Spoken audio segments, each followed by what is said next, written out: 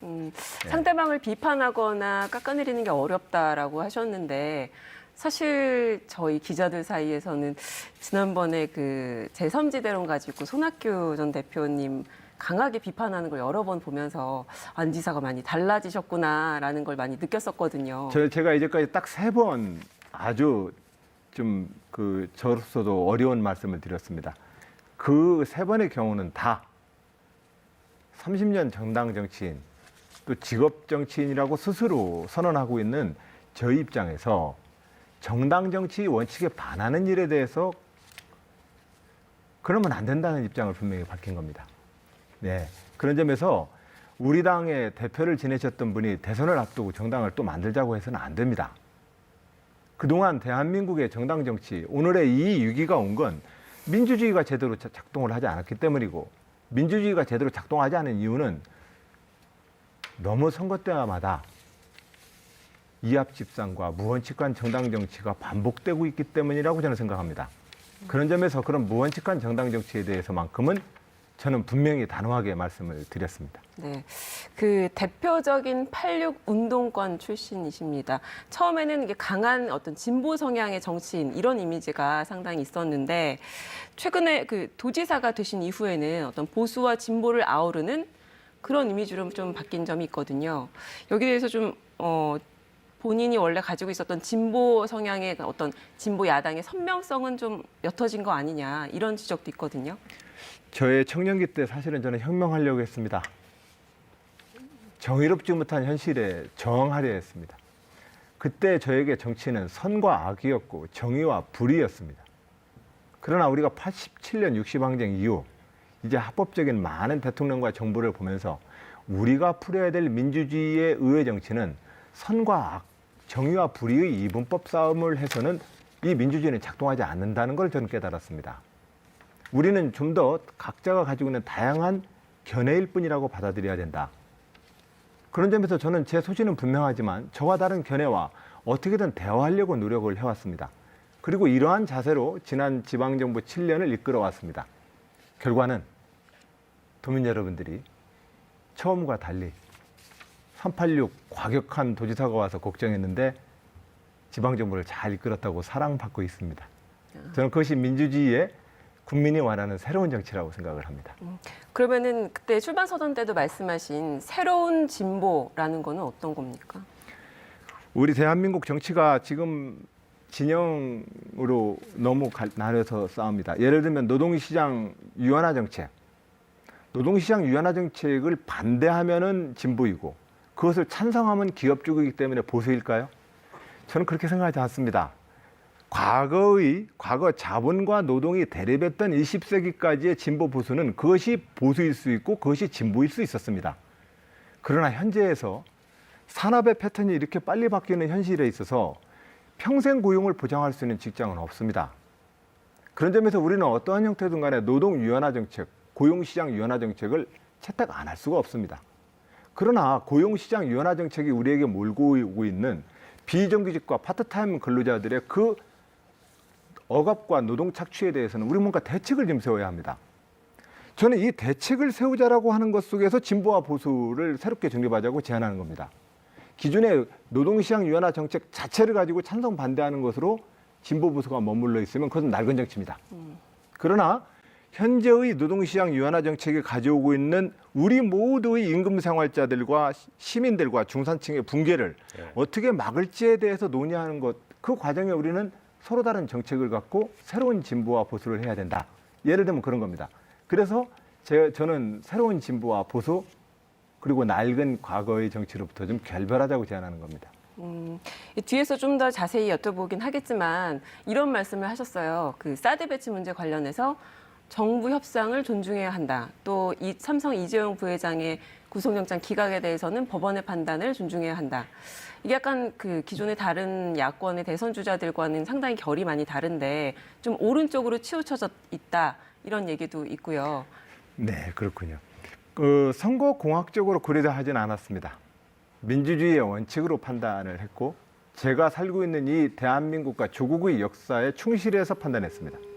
저는 임진왜란부터 이제까지 우리 역사에 있어서 속에서 안보와 외교, 국방의 문제에서조차 정파로 나뉘어서 서로 다른 견해로 분열을 했기 때문에 우리 역사의 모든 불행이 왔다고 생각을 합니다. 개항기 때도 마찬가지입니다. 개항기 때 명성황후가 옳았냐, 대원군이 옳았냐, 김옥균이 옳았냐, 전봉준이 옳았냐라고 따지는 것은 무의미합니다. 나라가 망했거든요. 저는 그런 점에서 안보, 외교, 국방 분야에 있어서 초당적인 어떤 지휘력을 우리가 확보해야 된다. 바로 그런 측면에서 지금 현재 찬성과 반대쪽으로 미국과 중국의 이 세계 지투체제 내에서 우리가 국가가 국론이 분열된다면 우리는 100년 전 그 슬프고 원통한 역사를 또 반복하게 됩니다. 저는 그런 점에서 진보 진영에 있어서 저는 제가 박근혜 대통령이라면 저 사드를 이렇게 안 했을 겁니다. 네. 어떻게 그러나 했습니까? 네. 전임 정부가 이미 한미 전략 군사 동맹 차원에서 합의한 것을 다음번 정부를 이끌 지도자들이 선거를 앞두고 찬성 반대로 네. 싸우는 것 자체가 저는 문제라고 봅니다. 사드 문제는 어떠한 형태가 됐든 이 한반도가 미국과 중국의 이 해안과 대륙 세력의 세력 틈바구니에 끼어가지고 고통당하는 쪽으로 우리가 외교 군사 노선을 걸으면 안 됩니다. 그러나 또한 우리가 존중해야 되는 것은 미국이 제2차 세계대전 이후에 전 세계 질서에서 미국이 차지하고 있는 헤게모니적 그 질서가 가져오는 평화의 가치에 대해서 우리는 존중해야 합니다. 그래서 이 사드 문제의 본질은 북핵 문제 아니겠습니까? 그렇죠. 네. 북핵 문제를 풀어야 합니다. 네. 국제연합과 유엔의 제재에 대해서는 유엔 회원국으로서 우리도 함께 동참을 해야 되겠으나 네. 핵심은 남북 대화와 미북 대화를 이끌어내야 합니다.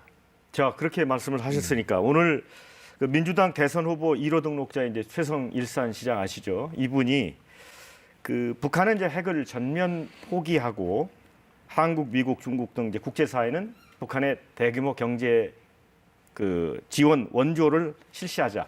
이게 이제 과거 김대중 정부 때 구상했던 이 포괄적인 일괄 타결 방안입니다. 만약에 대통령이 되신다면 이런 정책을 추진을 하시겠습니까? 우선은 네. 트럼프 대통령이 이끌고 있는 미국의 새 행정부가 이 동북아시아에 대한 전략 기조를 어떻게 운영하는지를 좀 우리가 살펴봐야 합니다. 네. 그것이 가장 중요한 변수입니다. 네. 그리고 또한 우리는 남북 대화를 통해서 북한의 정권이 실질적으로 어떠한 대화를 요구하는지에 대해서도 우리는 탐색을 좀 하면서 네. 방안을 내야 된다고 생각을 합니다. 네. 저의 유일한 기준은 기존의 진보 보수라는 이 진영 싸움이 선입견에 있지 않습니다. 5천만 우리 국민들의 재산과 생명과 그 안전에 단 1cm라도 유익하고 유리한 일이 있다면 저는 그 길로 갈 것입니다. 네, 지금 이제 말씀해 주신 걸 보면 이게 통합적으로 이렇게 말씀을 해 주시니까 약간 좀 구체적인 거를 궁금해하는 분들은 조금 좀 답을 좀 추가로 요구를 할 것 같습니다. 예를 들어 예. 자, 개성공단이 지금 이제 폐쇄돼 있고 금강산 관광도 이제 중단된 지 상당한 시일이 흘렀지 않습니까? 만약에 이제 뭐 대통령이 되신다면 그런 문제는 어떻게 풀어 가시겠습니까? 남북 대화를 통해서 네. 평화와 교류가 네. 우리의 유일한 길입니다. 네. 평화와 교류를 해 가야 합니다. 그러나 지금 현재 북핵 NPT에 탈퇴한 북핵 실험 이후 네. 국제사회와 유엔은 북한에 대한 제재를 결의하고 있고 네. 그 제재와 압박 수위를 이제까지 유지해 오고 있습니다. 네. 이 상태에서 일방적으로 대한민국의 지도자가 그 개성공단을 풀겠다고 얘기하기가 쉽지가 않습니다. 그러니까 국제공조와 같이 가면서 네. 현실적인 방안을 찾는다. 그렇습니다. 그런 당연히 말씀이시죠? 교류와 번영을 향한 교류의 활동을 계속 해야 된다는 것은 네. 어김없는 기조입니다. 네. 저는 그런 점에서 김대중 노무현 대통령의 10년을 바라봤던 우리 사회의 보수 진영의 걱정이 있었습니다. 네. 왜 맨날 퍼주기만 하느냐고 늘 네, 걱정했습니다. 그러나 이명박 박근혜 대통령이 이끌어왔던 그 9년 동안의 대북 국제 외교 노선이 네. 아무런 대책이 없다는 사실도 증명된 거 아닙니까? 네. 저는 그런 측면에서 교류와 번영을 향한 우리의 노력은 기조를 유지를 해야 돼. 네. 유지를 하되 국제사회 속에서 준하는 대북 제재 수준에 우리가 함께 동참하는 문제, 또한 네. 북한 인권에 대해서도 국제 수준 사회 내에서의 함께 공주를 맞춰나가는 일은 우리 대한민국의 진보 보수가 서로 간에 공통의 목표를 가지고 합의할 수 있는 문제라고 생각을 합니다. 네, 그 미국의 이제 태평양 육군 사령관이 북한의 핵 위협을 블랙스완, 그러니까 검은 백조에 비유를 했습니다. 이게 하얀색 백조만 있는 것 같은데 도저히 일어날 것 같지 않은데 일어날 수 있다. 그래서 최대 위협이다 이렇게 얘기를 했거든요. 지사님은 북한의 핵 고도와 핵 위협에 대해서 어느 정도나 위험성이 크다고 보시는지요? 그 문제에 대해서 북한이 실질적으로 어느 정도 네. 수준의 핵과 그 핵을 실어 날릴 수 있는 ICBM 등 이동 매개체를 어느 네. 정도 수준에서 개발했느냐는 네, 많은 군사 전문가들도 현재의 수준에 대해서 반신반의하고 있습니다.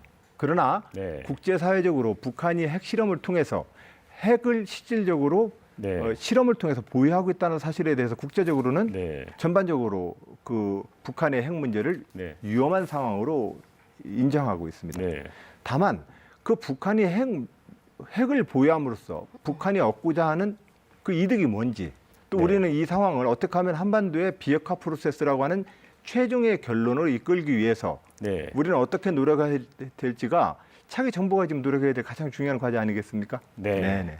자, 이 안보 관련해서 질문 하나 더 드리겠습니다. 네. 그 지난해 그 주 영국 주재 북한 공사를 하다가 이제 귀국한 태영호 공사 아시죠?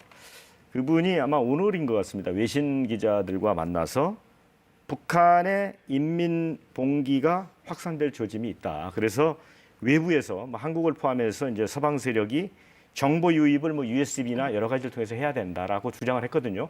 이게 사실은 어찌 보면 이제 북한 정권에 이게 개입을 하는 건데 이런 주장에 대해서는 어떻게 생각하십니까?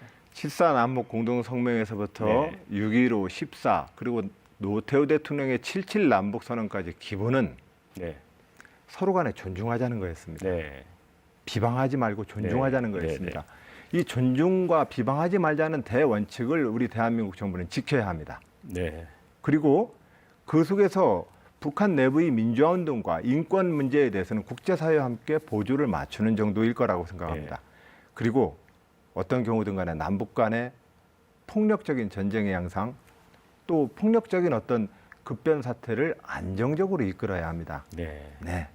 자, 이제 사드 배치와 관련해서 중국이 사실 이제 한국에 대해서 많이 보복을 하고 있지 않습니까? 화장품이라든가 여러 가지 차원에서 이 다차원적인 이제 보복을 하고 있는데, 자, 이 문제는 아까 말씀드린 대로 이제 미국과의 이제 한미 동맹 차원에서 사드 배치 문제에 대해서 우리가 또 어떻게 입장을 바꿀 수 있는데 한계가 있고, 근데 중국은 굉장히 또 그 부분에서 반발하면서 압박을 하고 있고, 이 문제는 만약에 대통령이 되신다면 어떤 식으로 해결을 하실 것 같습니까?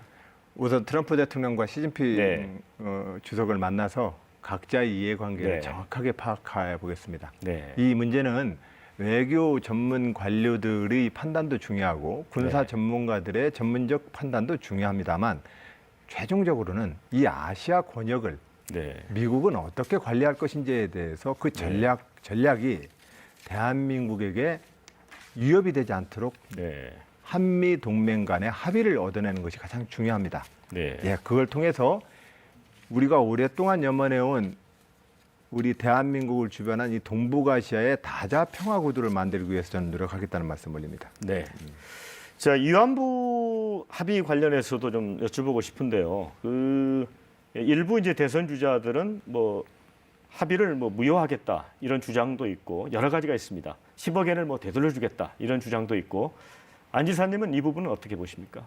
일단은 전쟁 범죄와 인권 피해에 대해서는 네. 정부 간 협상으로 그것을 없던 일로 만들 수가 없습니다. 네, 전쟁 범죄는 시효가 없습니다. 네, 그런 측면에서 저는 전쟁과 침략 그리고 전쟁 범죄의 지난 과거사에 대해서는 네, 저는 전 세계적으로 그것을 풀어내는 유일한 방법은 진실 앞에 화해하는 길밖에 없습니다. 네, 저는 지난 세기 일본이 침략 전쟁으로 인해서 아세아 많은 국가와 지역에서 인권의 탄압과 네. 인권의 유린과 그리고 살인 행위가 있었습니다.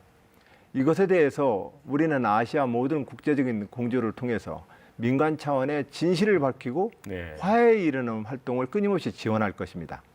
그러나 현실의 경제와 외교 문제는 또한 다른 영역이라고 생각을 합니다. 네. 대한민국의 정치인으로서 참 어려운 주제입니다. 일본에서 신사참배 한번 사진만 나오면 네. 우리도 뭔가 강경한 얘기를 쏟아내야 되고 네. 일본이 독도에 대해서 뭐 한마디만 나오면 우리는 또 독도에 가서 우리의 애국심을 시험해야 되는 이 정치를 계속하고 있습니다. 그러나 이 문제는 대한민국의 이런 구조를 통해서는 대한민국의 미래가 저는 안 열린다고 생각합니다. 네. 저는 일본이 과거사 침략 전쟁에 대한 진실을 통한 화해는 아시아의 모든 우리 아시아의 그 국제적인 어떤 공조를 통해서 진실을 밝히고 화해에 이르는 길을 이끌어내도록 노력하겠습니다. 그러나 현실의 경제, 외교, 군사 문제에 대해서는 좀 더 높은 수준의 네. 한일의 협력 관계를 이끌어내도록 저는 국민 여러분들께 한일 관계를 이 투 트랙으로 좀 이끌게 허락해 주십시오라고 좀 부탁드리고 있습니다. 네. 그러면 이제 얼마 전에 이제 그 합의가 된 한일 군사 정보 보호 협정 이 건도 이제 같은 동일한 수준에서 생각을 하시는 건가요? 그것은 아시아에 있어서의 다자 평화 안보 체제라는 네. 미래의 구상에 들어가야 합니다. 네. 저는 한미일이 군사 동맹을 통해서 미국의 중국의 대중국 봉쇄 전략을 한미일 군사 동맹이 목표로 한다면 그것은 이 아시아 지역은 중동에 이어서 또 다른 분쟁 지역이 됩니다. 네. 그러나 그것은 사실은 현실적으로 대한민국의 안전과 이익에도 부합하지 못할 뿐만이 아니라 미국이 이끌어야 될 21세기 새로운 질서가 될 수 없습니다. 네. 지금 미국에 있는 많은 중산층과 미국의 많은 서민들의 삶은 메이드 인 차이나를 통해서 그들의 임금이 보장되고 있는 거 아니겠습니까? 네. 지난 동서 미소의 냉전 체제에 다루듯이 지금 미중 관계는 갈 수가 없다. 네. 저는 그런 점에서 아시아의 이 다자 평화 구상을 만들어내는 데 있어서 한일 군사 정보 조약이 어떤 역할을 할지를 꼼꼼히 살펴보고 네. 그러한 미래를 향해서 함께 공조할 수 있도록 한일 간의 경제 외교적인 또 군사적인 협력의 방안을 찾아내겠다는 말씀을 올립니다. 네, 이제 정치 분야 좀 저희가 너무 외교 안보 쪽으로 와서 네. 다시 돌아가 보겠습니다. 김종인 전 대표 만나셨죠? 김종인 전 대표 만나셨습니까? 예, 종종 뵙습니다. 네, 최근에 어떤 말씀을 하시던가요? 평소에 보면 김종인 전 대표는 우리 안희정 기사님을 엄청 높게 평가를 하시더군요. 예, 그 당내 네. 여러 어르신들께서 네, 저를 무척 이뻐라 해주십니다. 네.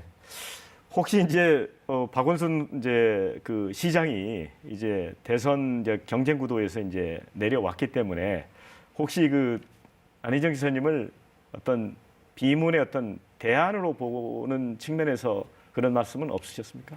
말씀 못 하시겠지만. 네. 저는 기본적으로 비문 반문 이러한 그룹핑에 서 있지 않습니다. 네네. 제가 원하는 것은 새로운 대한민국입니다. 네. 저는 새로운 대한민국을 위해서 새로운 민주주의 정치 지휘력으로 서고자 하는 것입니다. 네. 네. 그렇기 때문에 저는 그 어느 누구에도 네. 누구를 반대하는 그런 그룹핑으로서 정치를 하지 않습니다. 네, 네. 알겠습니다. 앞으로도 그렇게 하지 않을 네. 겁니다. 네. 정하영 기자 질문을 해보시죠. 네. 그러니까 비문 이런 것과는 관련이 없다라고 말씀을 하셨는데 사실 그 안희정 지사 얘기를 하면 고 노무현 전 대통령 얘기를 안 할 수가 없거든요. 노 전 대통령의 오른팔로 불렸지만 그 참여정부 당시에는 어떤 공직을 맡으시진 않으셨단 말이죠. 근데 그럼에도 불구하고 안희정 지사 하면 대표적인 친노로 여전히 친노라는 수식어가 따라다닙니다. 이거는 어떻게 생각하십니까? 저는 민주당의 역사에서 김대중 노무현의 역사를 끝까지 지키고 그 역사를 위해서 헌신한 사람입니다. 그렇기 때문에 저한테 김대중 노무현의 그림자를 지우라는 것은 그건 있을 수 없는 얘기입니다. 그 그림자를 지으라는 게 아니라 네. 어떤 친노라는 그 단어로 대표되는 이미지가 있지 않습니까? 저는 아주 긍정적인 어떤 의미로 친노와 친 김대중, 저는 김대중과 노무현의 역사를 하나로 엮고자 노력했습니다. 지금 현재 우리 민주당의 역사가 김대중의 역사와 노무현의 역사를 자꾸 분열 앞에, 유기 앞에 서 있습니다. 저는 지난 7년 전에도, 8년 전에도 2008년 민주당 전당대회 최고위원회에 도전할 때에도 이 분열의 역사를 막은 바가 있습니다. 그 김대중과 노무현의 역사는 하나이고 민주당의 정체성이라는 것을 강조함으로써 전당대회에 저는 최고위원으로 당선되었습니다. 오늘날에도 지금 현재 국민의당의 분열 이후 김대중의 역사와 노무현의 역사가 다시 분열의 유기 앞에 서 있습니다. 저는 우리 민주당의 역사를 이런 분열의 유기로 그 나락으로 빠지는 것을 저는 막기 위해서 모든 노력을 다하고 있습니다. 그렇기 때문에 저한테 친노라고 하는 것 그 이상의 민주당의 적자이자 장자 안희정이라고 불러주셨으면 좋겠습니다. 네, 그 2002년 노무현 전 대통령 당시 이 새천년 민주당 대통령 후보 캠프에서 정무팀장직을 맡으셨어요. 이 선거 직후에 이 정치자금법 위반으로 구속이 되셨고요. 기업들로부터 65억여 원 불법 자금을 받았다 이런 혐의였는데 실형을 살으셨죠. 이 대선 주자로서 어떤 그 부분에 대해서는 좀 떳떳할 수 있습니까? 저는 그 대선자금 수사를 통해서 저에게 부과되어지는 법적인 책임을 다했습니다. 그리고 그 법적인 책임을 벌을 다 받고 난 이후에도 일체의 공직에 나가지 않았습니다. 네, 그래서 당시 안희정이 어떤 그 십자가를 짊어졌다 이런 말도 있었는데요. 저는 제가 말씀드리고 싶은 건 그런 과정을 통해서 제가 치루었던 그 고통의 시간이 정치자금법 위반이라고 하는 저의 잘못에 대해서 어느 정도 다 갚았다라고 말씀드릴 수 있는지는 송구스럽습니다만 저는 충분히 제가 할 수 있는 만큼의 자기 책임을 다해왔고 또한 전당대회를 통해서 당원으로부터 또 2010년, 14년 지방정부의 도지사로 선출됨으로써 도민으로부터 이미 정치적으로 복권됐다고 생각을 합니다. 네, 그 제가 아까 좀 전에 안희정 지사 하면 노무현 전 대통령을 떠올리게 되고 그런 말씀을 드렸는데 또 노무현 전 대통령 외에도 문재인 전 대표도 함께 이제 연관이 되는 그런 분이신데 그럼에도 불구하고 어떤 두 분과는 다른 안희정만의 그 선명성이 좀 더 필요하지 않냐 이런 지적이 있습니다. 자세히 보이면 다릅니다. 네. 저는 이미 정당 정치의 큰 원칙으로 포용과 통합의 정치를 실천해 왔습니다. 그리고 기존의 진보와 보수라는 낡은 그 이념의 구도를 뛰어넘어서 새로운 민주당의 길, 새로운 진보의 길을 이미 저는 뚜벅뚜벅 걸어가고 있습니다. 저는 그런 점에서 저는 그 어떤 후보보다도 제가 말하는 국민이 요구하는 새로운 정치와 민주주의의 지도자로서 지금 성장하고 있다. 성장해왔다. 이 말씀을 드리고 싶습니다. 예, 지사님, 이번에는 복지 관련 좀 질문을 드려볼게요. 이제 진보하고 보수를 다 이제 뛰어넘는 이제 새로운 리더십을 말씀을 하고 계시는데 제가 혹시 말씀드리는 발언을 어느 분이 했는지 한번 맞춰보세요. 왜 부자에게 밥을 주느냐? 어느 분이 혹시 정치인이 말씀하신 건데 기억을 하시겠습니까? 기억 못하겠습니다. 홍준표 지사가 무상급식에 반대하면서 하신 말씀이고요. 또 한 가지, 과잉복지는 반드시 증세를 가져올 것이다. 또 미래 세대에 무거운 빛을 지운다. 이거는 어느 분이 하신 말씀 같습니까? 이거는 오세훈 그 전 서울시장이 무상급식 투표에 책임을 지고 물러나면서 하신 말씀입니다. 그런데 그 출마 선언문 보니까 국민은 공짜 밥을 원하지 않습니다. 굉장히 인상적인 거고 그 앞에 이제 논리적으로 설명을 잘 해주셨어요. 자, 이런 부분에 대해서도 많은 분들이 이제 아까 말씀하신 진보와 보수를 뛰어넘는 안희정 지사의 그 이미지를 좀 떠올렸거든요. 자, 어찌 보면 이제 홍준표, 오세훈, 안희정 그 같은 맥락에서 읽힐 수 있는 부분이 있거든요. 그렇다고 제가 말씀을 했는데 괜찮습니까? 이렇게 표현해도? 저는 복지국가를 네. 지향합니다. 네. 그 모든 논쟁은 사실상은 복지에 대한 원칙과 철학을 결여한 채 네. 선거를 앞두고 정쟁식으로 서로 간에 장군 멍군하는 문답에서 나온 말들입니다. 네. 제가 말하는 공짜밥은 없다라고 하는 것은 우리가 말하는 모든 것은 국민이 낸 세금으로 운영합니다. 네. 그렇기 때문에 우리가 하는 모든 재정은 국민들에게 공짜밥일 수는 없습니다. 네.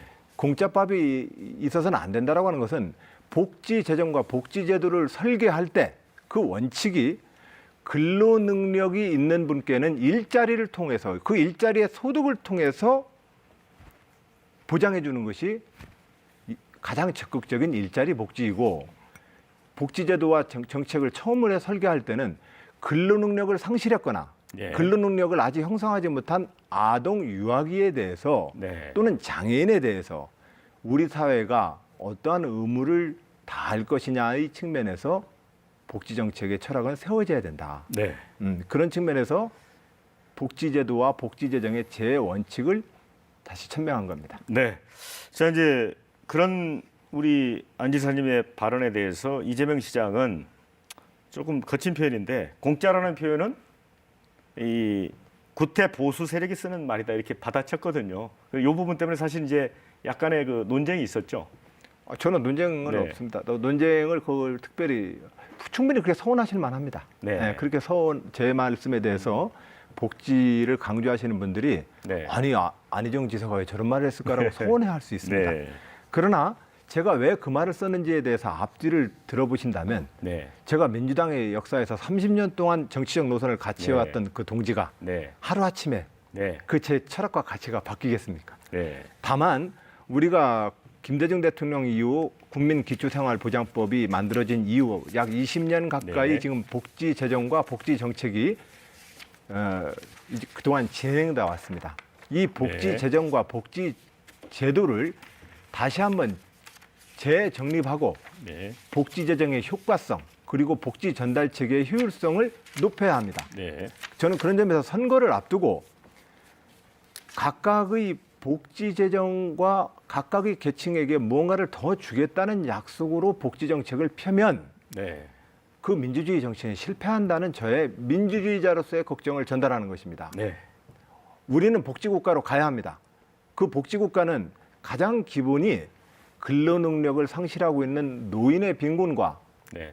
그리고 절대적으로 우리가 함께 보살펴야 될 아동과 청소년에 대한 육아와 교육에 대한 국가의 의무를 다하자는 것으로부터 출발하자는 제안입니다. 네. 자, 이제 지사님은 일자리가 최고의 복지다. 굉장히 좋은 생각이신 것 같습니다. 그런데 지금 전체적인 우리 상황을 보면 이 자동화 때문에 이제 주차장 들어갈 때도 기계가 다 인식하고 예전엔 다 일자리가 있었지 않습니까? 그다음에 AI, 인공지능이 이제 등장하면 오바마 보고서에 보면 지금의 그 일자리의 한 48%가 10년 내에 사라진다 이런 얘기가 있거든요. 자, 이런 미래 상황에 대비해서 어떤 정책을 펴시겠습니까?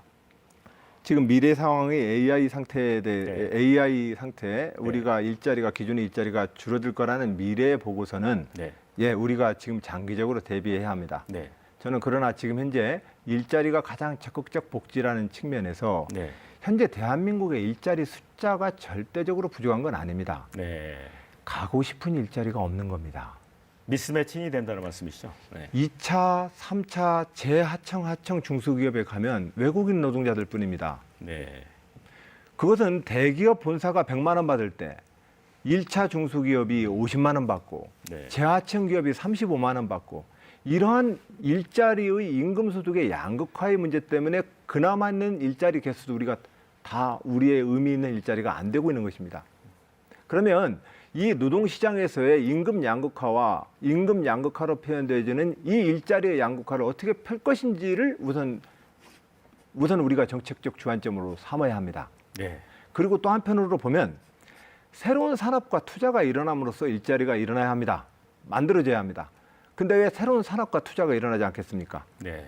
이명박 대통령과 박근혜 대통령이 청와대에서 재벌 총수 불러서 그렇게 압박을 가해도 그 투자가 일자리의 개수 증가로 나오지 않습니다. 네. 그건 너무나 당연합니다.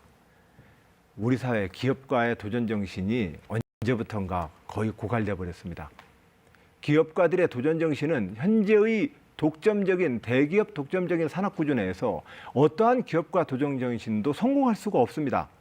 우리가 경제 민주화를 얘기하는 것은 가장 핵심은 이 일자리를 늘리는 가장 첫 출발이 되고 있는 기업가의 도전 정신을 일깨우기 위함입니다.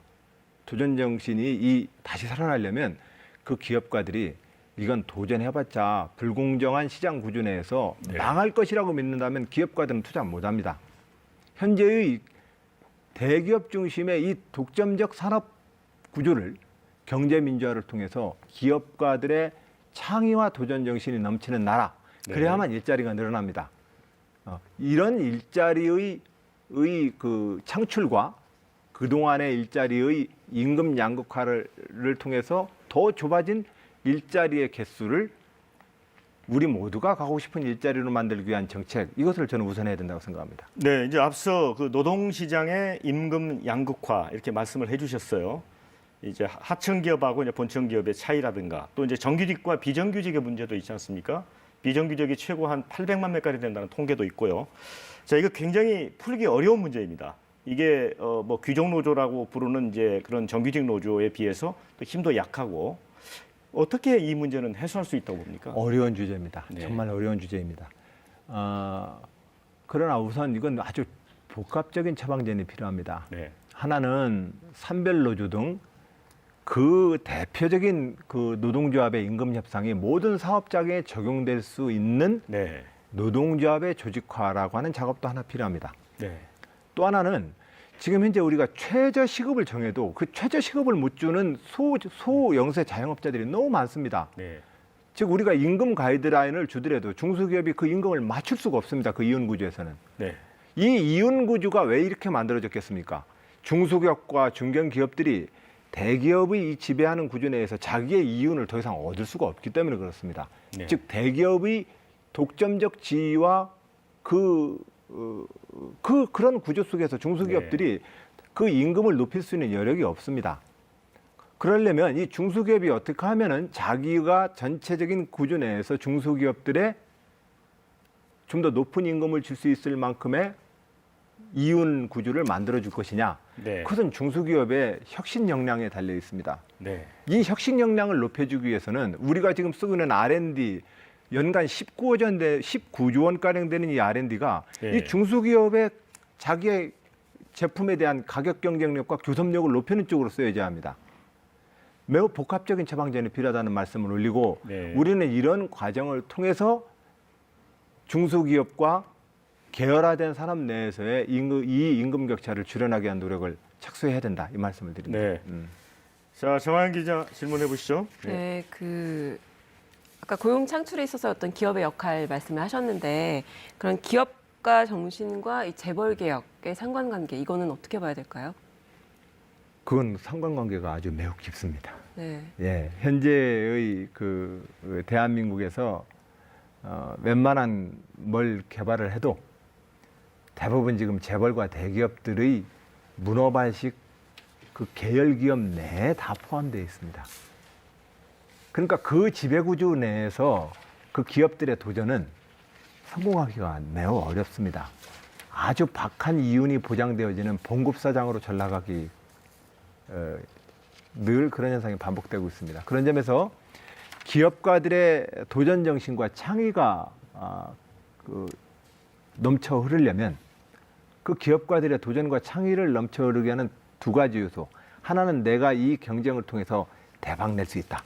나도 제2의 정주영과 이병철이 될 수 있다라는 시장의 공정한 경쟁 질서를 잡아줘야 되고 또 하나는 과학기술과 R&D를 통해서 새로운 산업과 상품에 대한 기술력을 높여줘야 합니다.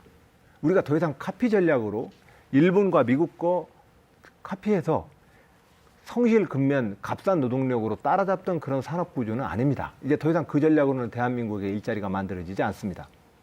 그러려면 뭔가 우리는 새로운 산업과 새로운 상품을 만들기 위한 과학기술에 기반한 혁신 역량이 필요합니다. 기업가의 도전 정신, 과학기술에 기반한 새로운 혁신 역량.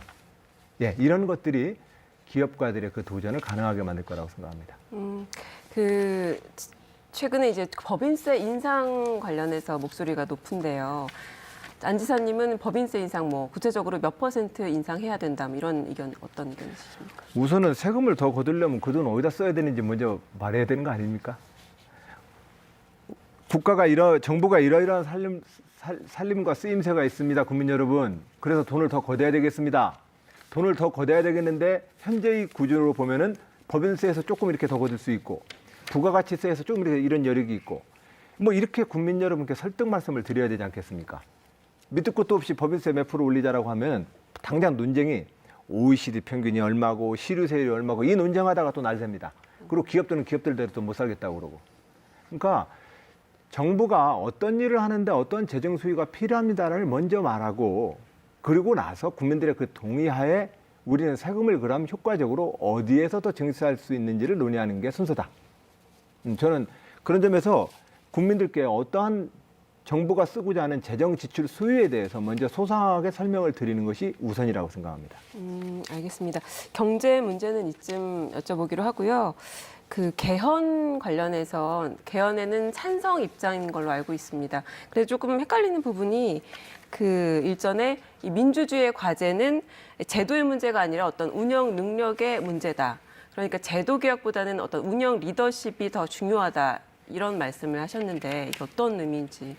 제왕적 대통령제 폐해라고 하는 부분에 대해서 제가 그리 대답을 드렸습니다. 현재의 우리의 헌법도 사실상은 우리의 낡은 정치 문화 때문에 더 꼬이는 것이라고 저는 믿습니다. 그러나 저는 앞서 말씀드렸던 것처럼 오래전서부터 헌법 개정에 대한 주장을 해왔습니다. 우리가 지금 헌법 개정의 필요성을 저는 그렇게 말씀을 올립니다. 중앙 집권 국가로부터 자치분권 국가로 가야 한다고 저는 주장해 왔습니다. 그것이 제왕적 대통령제의 폐해의 가장 큰 문제입니다. 대통령 한 분 뽑아놓고 우리 지역에서 대통령을 배출하지 못해서 우리 지역 발전에 손해봤다는 수준에서 우리가 대통령 선거를 치르고 국회의원 총선거를 치른다면 이 나라는 계속 분열되게 돼 있습니다. 그럼 결과적으로는 우리 지역에서 대통령 안 나왔기 때문에 우리 지역이 낙후됐다는 얘기를 우리는 반복할 것입니다. 그리고 그것에 기반해서 현재 대한민국의 정당 정치가 작동하고 있습니다. 이 구조로는 국가의 공익을 위해서 어떤 합의도 못 만들어냅니다. 저는 이 국가의 분열을 극복해야 되는 것이 지금 가장 중요한 문제이고, 이 문제를 위해서 우리는 우리 지역에서 대통령 안 나와서 우리 지역 손해봤다라고 하는 이 이야기를 원천적으로 그 불공정을 막을 수 있는 자치분권 시대로 가자. 그리고 현재의 제왕적 대통령제의 폐해 내에서 제가 운영의 묘라고 얘기했던 것은 현재의 헌법도 총리를 국회에서 과반을 점하는 다수파가 인준을 안 해주면 총리 임명이 안 됩니다. 그런데 현재까지는 제가 대통령 됐으니 제 사람 좀 총리 추천하면은 통과를 시켜주십시오. 통과를 안 시켜주면 대통령 일 못하라고 방해하는 거 아닙니까? 이 수준에서 싸움을 계속했습니다. 그러나 현행 헌법 체제로 본다면 의회의 과반을 점하는 다수파와 국정을 협치하라고 있는 것이 현재 헌법이라는 말씀드립니다. 저 지사님, 이제 트럼프 대통령이 이제 업무를 시작했지 않습니까? 그런데 오늘 보니까 미국 다우 지수가 처음으로 2만을 돌파했습니다. 이게 일자리하고 이제 성장에 대한 어떤 친시장 행보와 관련이 있다, 이런 이제 분석 위신 기사들이 나오고 있고요. 그런데 보면 지지도는 사실 38%인가로 시작을 했어요. 그런데 또 오바마 대통령은 퇴임했는데도 거의 뭐 지지도가 60%에 육박했지 않습니까? 자, 지지도하고는 다른 또 시장의 반응이 있거든요. 이런 부분에 대해서는 어떤 생각이 드세요? 시장의 반응이 그 정치 지도자들의 네. 태도 때문에 오는 것도 있고, 네. 시장 자체의 순환 사이클 때문에 오는 네. 경우도 있습니다. 네. 예를 들면 클린턴 대통령 때 미국 경제는 매우 좋아졌습니다. 네. 그러나 그 클린턴 대통령이 어떤 정책이 그 당시에 주식시장과 미국 경제의 활성화와 연관돼 있습니까? 취임하자마자 1, 2년 만에 미국 경제가 좋아졌는데 네. 클린턴 정책 때문에 그랬을까요? 그것은 이미 정치인들이 사실은 선거 때 네. 경기 순환과 시장의 흐름을 자기의 정치적인 어떤 결과라고 너무 과잉선전하고 있습니다. 네.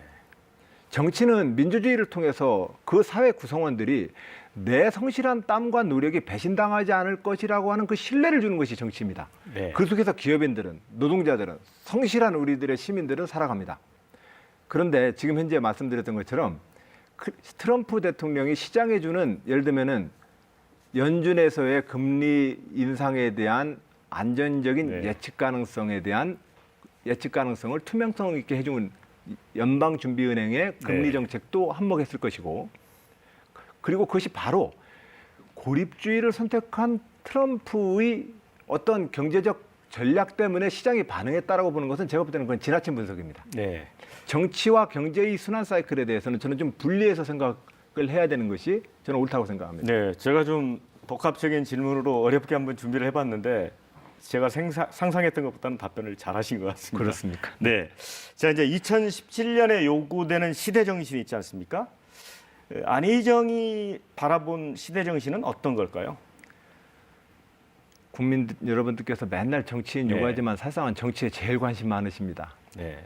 왜 그러신다고 생각하십니까? 저는 정치가 가장 중요하다고 국민들은 잘 알고 계시기 때문에 그렇습니다. 네. 그런데 이 정치가 잘 네. 가는 길이 무엇일까요? 저는 네. 그것이 민주주의 제대로 하는 일이라고 생각합니다. 이 민주주의는 아주 많은 요소들을 필요로 하는데 좋은 리더십을 요구하고 있고, 네. 좋은 법과 제도를 요구하고 있고, 좋은 시민의 참여와 의무를 요구하고 있습니다. 네. 저는 그런 점에서 새로운 시대의 정신, 그것은 민주주의 제대로 해라라는 국민의 명령이라고 생각합니다. 네, 저희는 이제 사실은 그 사상 초유의 대통령 국회 탄핵, 이제 헌재 심판을 기다리고 있는데, 물론 이제 헌재 결정은 저희가 이제 지켜봐야 되겠습니다만은 국가 리더십이 사실상 부재한 상태 아니겠습니까? 그래서 차기 대통령이 이런 측면에서 꼭 가져야 될 리더십은 어떤 측면에서 어떤 게 필요하다고 보십니까? 저는 민주주의에 잘 훈련된 분이셨으면 합니다. 네, 민주주의라고 써놓고 내가 대통령 되면 다 해결해 줄게. 그 네. 민주주의 리더십 아닙니다. 네, 민주주의 대통령은 총통이 아닙니다. 네, 근데 지금 현재 대통령 선거에서 모든 후보들이 내가 대통령 되면 한 방에 다 해결할 것처럼 얘기합니다. 네, 그거 위험합니다. 네, 어차피 많은 것들은 의회의 토론을 통해서 법과 제도를 정비를 해야 되고 네, 또 많은 우리 시대의 과제는 노사 합의라든지 시민의 참여라든지 네. 우리 모두가 참여를 통해서만 더 나은 나라로 갈 수 있습니다. 네, 그런데 현재 많은 선거 때마다 많은 정치인들이 나를 뽑아주면 모든 것이 일거에 다 해결할 것처럼 얘기합니다. 네. 그것은 제가 볼 때는 거짓말이라고 저는 봅니다. 네, 민주주의 정치 지도자가 할 수 있는 성질의 말이 저는 아니라고 봅니다. 그리고 그런 말에 대해서 국민들의 사상은 신뢰하지도 않습니다. 네, 저는 그런 점에서 저는 새로운 정치를 하고 있다고 생각합니다. 네. 저는 민주주의 헌법을 준수할 것이고 민주주의 헌법에 따라서 좋은 정치인으로서 대화와 타협을 통해서 국가를 통합으로 이끌 것입니다. 또한 저는 또한 이 국가의 주인인 시민들의 네. 희생과 헌신을 또한 요구합니다. 그러지 않으면 우리 이 시대의 과제는 네. 저는 풀리지 않는다 생각합니다. 자, 장시간 말씀 감사합니다. 네네. 자, 진솔하게 이 답변을 해주신 안희정 충남지사에게 감사의 말씀을 드리고요. KBS 대선 주자에게 듣는다는 이 설 연휴가 끝나고 오는 31일부터